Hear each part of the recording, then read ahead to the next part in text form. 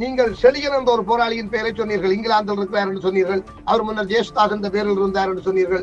அவர் இந்த துணுக்காய் சிறைக்கு பொறுப்பாக இருந்தார் என்று சொன்னீர்கள். அவர் ஏதோ செய்தார் என்றெல்லாம் சொன்னீர்கள். நான் அறிந்த அளவில் செழியன் நீங்கள் சொல்லுகிற காலத்தில் ஒரு இளநிலை போராளியாக இருந்தார். 90ஆம் ஆண்டு கால பகுதியில் செழியன் ஒரு இளநிலை போராளியாக இருந்தார். அவர் 98ஆம் ஆண்டு தமிழீழத்தை விட்டு சில வேலைகளுக்காக வெளியே அனுப்பப்பட்டார். அது எனக்கும் தெரியும். அப்படி அனுப்பப்பட்டவர் மிக குறுகிய காலத்துக்குள்ளேயே அவர் இயக்கத்தை விட்டு விலகி விட்டார் என்று எங்களுக்கு சொல்லப்பட்டது. விடுதலை புலிகள் இயக்கத்தில் அவர் தொடர்ந்து இருந்தாரா இருக்கிறாரா எனக்கு தெரியாது. ஆனால் நீங்கள் சொல்வது போல இந்த சிறைப்படுகொலைகளிலோ அல்ல இந்த சிறையில் நடந்த அசம்பாவிதங்களிலோ அவர் நேரடியாக சம்பந்தப்பட்டாரா என்றது எனக்கு தெரியாது. நான் சில போராளிகளை கேட்ட பொழுது அவனுங்களாப்பா சின்ன படியானவன் அவனுங்களாப்பா எல்லாம் சம்பந்தப்பட்டவன் இந்த தேவையில்லாம காட்சி கொண்டிருக்கலாம் சொல்லுவார். கேள்விச்செவியை ஊரை கெடுத்தான் என்பது போல தேசம் திரை விடுதலை புலிகளுடைய வரலாற்றை சிதைக்கிறதா என்ற கேள்வி இருக்கிறது. இதை பற்றி நீங்க என்ன?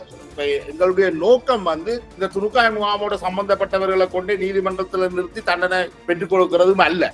எங்களுடைய நோக்கம் என்னென்றால் அங்கு இறந்தவர்கள் எல்லாரையும் நீங்கள் ஒட்டுமொத்தமாக துரோகி என்று முத்திரை குத்துறது மிக மோசமானது. என்றால் அங்கு இறந்தவர்களும் மனிதர்கள். இங்கே என்ன நோக்கம் என்றா உள்ள மாதிரி இந்த முகாம் விடுதலை புலிகள் இருந்தது, அந்த படுகொலைகள் நடந்தது, இதற்காக மனம் வருந்துகிறோம், இவ்வாறான செயல்கள் தவறானவை என்று சொல்லணும்.